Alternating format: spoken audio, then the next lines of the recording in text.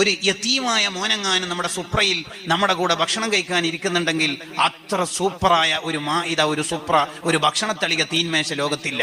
ഹദീസിൽ കാണും. അതിനേക്കാൾ മഹത്വമുള്ളത് ലോകത്തില്ലേ ഇല്ല.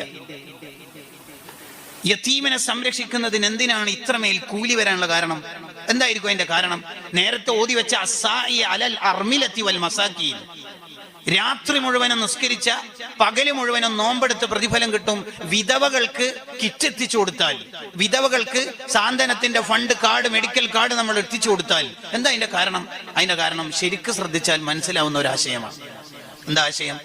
ലോകത്തുള്ള മുഴുവൻ ജീവികൾക്കും, മനുഷ്യരാണെങ്കിലും മനുഷ്യേതര ജീവികളാണെങ്കിലും ഭക്ഷണം കൊടുക്കുക എന്നത് ഏറ്റെടുത്തത് അള്ളാഹുവാണ്, റബ്ബുൽ ആലമീനാണ്. മാമിൻ ദാബത്തിൻ എന്ന് പറഞ്ഞാൽ ലോകത്ത് ആരാണെങ്കിലും ഇല്ലാ അലല്ലാഹി റിസ്ഖുഹാ, അള്ളാഹ് ഫുഡ് ഏറ്റെടുത്തതാണ്. അതിന് അള്ളാഹു മക്കൾക്ക് ഭക്ഷണം കൊടുക്കാൻ ഉപ്പനേൽപ്പിച്ചു.